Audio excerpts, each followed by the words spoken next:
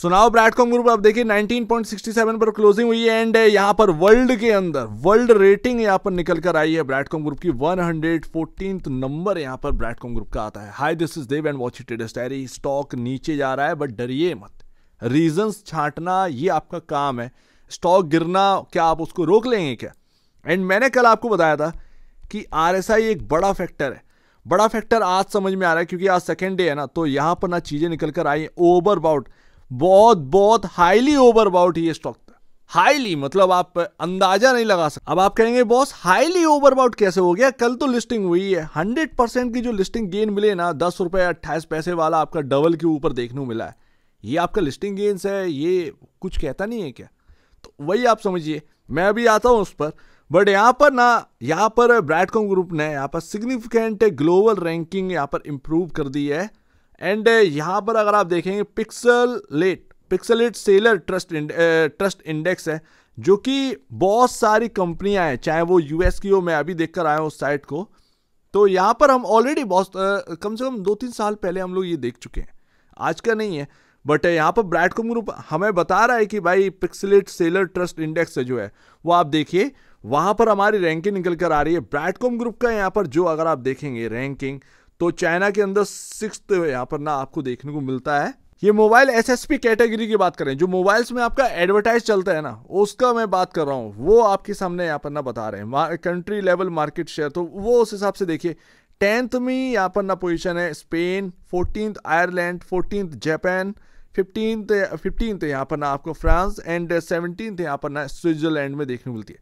But मेरा मानना है US एंड UK यहाँ का बताइए, तो वो यहाँ पर ना छांटना पड़ गया। एंड यहाँ पर ना आपके सामने डिटेल्स में रखता हूँ, तो ये तो आपके सामने ये है ही, जो 114th मैं आपको बता रहा हूँ ना कि मतलब टोटल ओवरऑल जो वर्ल्ड वाइड कंपनी आती है उसमें कौन सा यहाँ पर ना आपका रैंक आती है, उस हिसाब से मैं आपको बता रहा हूँ।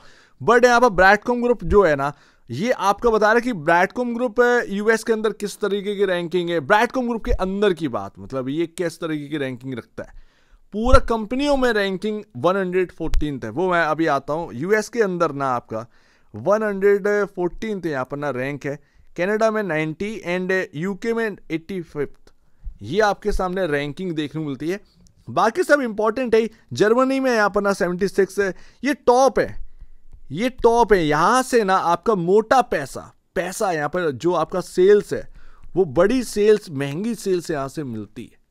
इसीलिए ये 4 कंट्री है ना काफी इंपॉर्टेंट। आपको देखना हो वो साइट, तो ये रही वो साइट, ठीक है। ये आपके सामने यहाँ पर ना देखने को मिलेगा, Pixalate ad fraud protection privacy and compliance platform CTV। इसके अंदर जब आप जाएंगे ना, तो सेलर ऊपर टॉप पर लिख कर आएगा, सेलर ट्रस्ट जो इंडेक्स है, उसमें जब आप जाएंगे तब आपको यहाँ पर रैंक, सेलर एंड उनका स्कोर वगैरह वगैरह, मार्केट शेयर आपका यहाँ पर ना देखने को मिलेगा, ठीक है।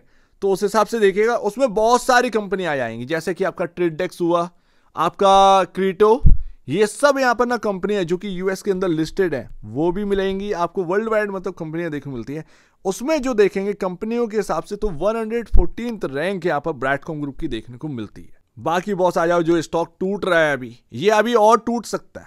ये उसका रीजन क्या है? देखिए, ये कल का है, ये आपका 60.92 का यहाँ पर ना आपका RSI था। ये एक्चुअल में 30 दिसंबर का है, ठीक है। मैंने आपको कल ही शो किया था ये, कि जब इसका 10 रुपये 28 पैसे पर क्लोजिंग थी, तो ये 60.92 का यहाँ पर ना RSI की वैल्यू पर क्लोजिंग हुई थी। उसके बाद तो ये स्टॉक दिखा नहीं।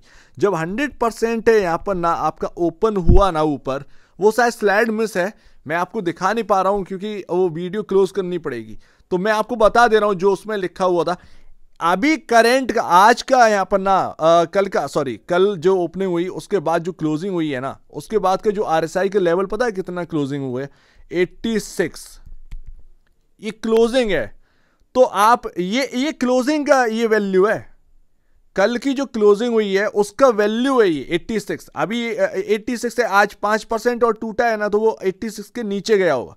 आप सोचिए, ये 10 रुपये 28 पैसे वाला जब 22 रुपये पर ओपन हुआ था, 4 रुपये भी बहुत इंपॉर्टेंट है। सोचिए मतलब किस लेवल पर ओवरबाउट जोन में ये स्टॉक ओपन हुआ एंड वहां से ये टूटा।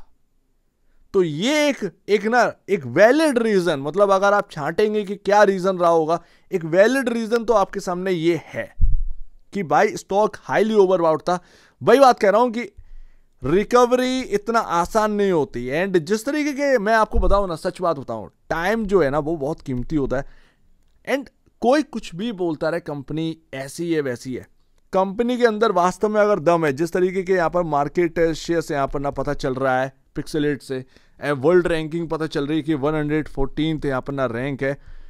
मैं ये बोलता हूँ अगर कंपनी के अंदर ना इतना दम है और वाकई में ये है, तो बड़े से बड़ा दिग्गज निवेशक डलाए, कहीं से भी वो उठकर आएगा एंड वो फिर स्टॉक्स के अंदर ना खरीदारी करता ही है, ठीक है ना। उसमें कोई कुछ भी कहता रहे, ये प्रमोटर कुछ भी करे हो वगैरह वगैरह, वो सब ठीक होते ही यहाँ पर ना आप देखेंगे कि जो बिग इन्वेस्टर जो जानता है कि भाई कहाँ खरीदारी करनी चाहिए, तो वो इस ताक में रहते हैं।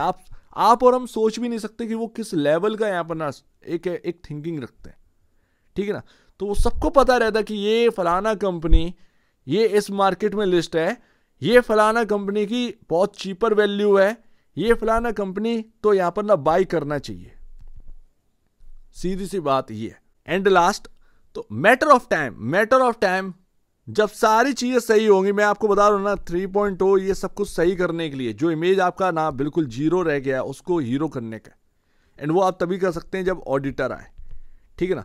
बाकी बहुत सारे लोग कहते हैं कि भाई कमेंट सेक्शन में कि यार बहुत बुरी तरीके से फंसे हो क्या या वगैरह वगैरह, मतलब लोग ये हो जाएगा वो हो जाएगा, अब पता नहीं किस बेसिस पर कहते हैं। मेरा पूछेंगे तो भाई 1000 के बिलो यहाँ पर ना पोजीशन है, 1000 शेयर्स भी पूरे नहीं। मैं बहुत पहले बोला था कि पॉकेट सबकी अलग अलग है, कोई अफोर्ड कितना कर सकता है, कोई 10,000 अफोर्ड कर सकता है, कोई 5,000 अफोर्ड कर सकता है, कोई 500 अफोर्ड कर सकता है, कोई 85 शेयर अफोर्ड कर सकता है, ठीक है ना।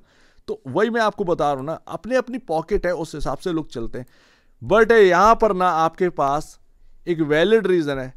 एक तो RSI ऊपर से, भाई सिंपल सी बात है, जो बेचने के लिए आएगा आप उसे रोक तो लेंगे नहीं, तो सेलर आज भी यहां पर है। एंड वो अभी जो 3 करोड़ शेयर्स यहां पर बेचने के लिए बार बार आ रहे हैं, वो अभी यहां पर ना लगातार आएंगे। तो अभी ये पॉसिबिलिटी है ये स्टॉक और नीचे है। एक बार ये जब सफाई हो जाएगी, बिल्कुल ये सेलर बिल्कुल चले आए, ये 3 करोड़ बेचने वाले, इवन 3 करोड़ शेयर्स में देखिए, ये जो 20-22 हजार यहाँ पर ना ऑर्डर लगे हुए हैं, ये जो 20-22 हजार लोग हैं जो यहाँ पर ना शेयर को बेचने के लिए आगे बढ़ रहे हैं, जब इनका सब कुछ माल बिक जाएगा तो यहाँ पर ना आप ये समझ सकते हैं कि ये सिर्फ और सिर्फ 20-22 हजार लोग ही हैं जो बेचने के लिए आगे बढ़ रहे हैं। एंड यहां पर ना बाकी अगर आप देखें 6.5 लाख शेयर होल्डर हैं ब्रैडकॉम ग्रुप के अंदर, ठीक है ना। तो वो 20,000 लोग जब निकल जाएं तो वो फ्रेश हो जाएगा स्टॉक, ठीक है ना, बिल्कुल फ्रेश हो जाएगा। एंड उसके बाद ही यहां पर ना सारी चीजें सही होती हुई नजर आ सकती हैं। अब ऐसा नहीं है कि एकदम से घूम जाए या वगैरह वगैरह। ध्यान रखिएगा यहां पर ना मैसेज आ गया है कि इक्विटी में काम, मतलब आपका जो बी सेगमेंट है वो EQ में चेंज हो जाएगा एंड BSE पर भी चेंज हो जाएगा। वो शायद 21 जुलाई को यहाँ पर रखा गया है, ठीक है ना, शायद अगर मैं गलत नहीं हूँ तो 21 जुलाई यहाँ पर ना वो डेट रखी गई है, आपका B से EQ सेगमेंट में यहाँ पर काम करने लगेगा, राइट, ठीक है ना। तो ये आप यहाँ पर ना एक बार सफाई हो जाने दीजिए इस स्टॉक के अंदर, जो बेचना चाहता है वो बेचकर निकल जाने दीजिए, ज्यादा बेहतर। वो हर स्टॉक की कहानी है, ठीक है ना। बेचने वाला जब बेचकर निकल जाए ना, उसके बाद यहां पर ना बायर है और होल्ड करने वाले हैं, तो वो फ्रेश स्टॉक यहां पर हो जाता, तो उसका थोड़ा सा इंतजार करना पड़ेगा, मैटर ऑफ टाइम। अच्छी बात यह है कि एक लंबे टाइम से जब यहां पर दिख नहीं रहा था तभी प्रॉब्लम थी, बहुत बड़ी प्रॉब्लम थी, कम से कम उस प्रॉब्लम से थोड़ी सी यहां पर ना निजात तो है। तो वो सारी चीजें अपने को यहां पर ना देखनी है। बाकी भाई एक बात माननी पड़ेगी, 3.0 ये यहां पर ना आप इसको इग्नोर नहीं कर सकते। ऑडिटर लाना पड़ेगा, निफ्टी 100 का ऑडिटर लाना पड़ेगा।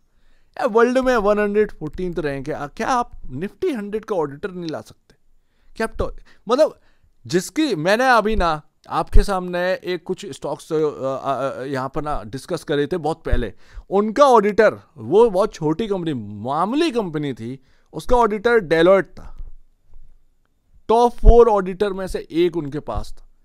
तो समझ रहे हैं ना कि आसानी से ब्रैडकॉम ग्रुप ये कर सकता है। करने वाला चाहिए तो 3.0 दिखा दीजिए भाई कि हाँ भाई आप कुछ हैं, तभी यहाँ पर ना सारी चीज़ें चेंज हो गई। अदरवाइज आप जो कर चुके हैं पहले गलत चीज़ें, वही यहाँ पर ना अगर वही सेम रखे रहेंगे, वही चलती रहेंगी, तो फिर यहाँ पर ना ये स्टॉक का भाव कैसे बढ़ेगा, कैसे ट्रस्ट जनरेट होगा। तो ये मैनेजमेंट को समझना चाहिए। बीजी शाह यहाँ पर ना काम कर सकता है बिकॉज ऑफ डायरेक्ट कॉन्टेक्ट में है। तो यहाँ पर ना आप ये ऑडिटर के लिए प्लीज़ यहाँ पर ना कहिए, निफ्टी 100 का ऑडिटर ये बहुत ताकत लेकर आया, बहुत बहुत ज़्यादा यहाँ पर ना ट्रस्ट जनरेट करके दे सकता है इस कंपनी के। स्टॉक को भी बल मिलेगा, कंपनी को भी बल मिलेगा, सारी चीज़ें यहाँ पर सही हो सकती हैं। तो बस यही एक है। अदरवाइज ऐसे माहौल में आप सोचें कि स्टॉक का भाव मेरा बढ़ता चला जाए, ये पॉसिबिलिटी वाली बात नहीं लगती है। ठीक है ना, स्पेकुलेशन हो सकता है बट पॉसिबिलिटी नहीं लगती। आप भी समझ सकते हैं, हम भी समझ सकते हैं ये बात। तो अभी ओवरबाउट है, हाईली ओवरबाउट था, वो टूटा, ऊपर से वो सेलर तुला ही हुआ था, दोनों चीज़ें एक साथ हैं यही। तो ये सारी चीज़ें अभी स्टॉक के अंदर चल रही हैं एंड दैट्स वाई स्टॉक टूट रहा है। बट अच्छी चीज़ें भी हैं कुछ एंड कुछ खराब चीज़ें जो स्टॉक के अंदर अभी देखने को मिल रही हैं। फ्रेश होने का यहाँ पर ना स्टॉक का इंतज़ार करिए, सेलर को बेच कर निकल जाने दीजिए, ज़्यादा बेहतर है। सो उम्मीद है काफ़ी कुछ आपको समझ में आया होगा। एक बार निवेश से पहले या बेचने से पहले अपने ब्रोकर एडवाइस से जरूर सलाह लीजिएगा। खुद की स्टडी करेगा, उससे बेहतर कुछ भी नहीं है, खुद की स्टडी मस्ट है। तो आप दीजिए मुझे वीडियो देखने बहुत धन्यवाद दोस्तों।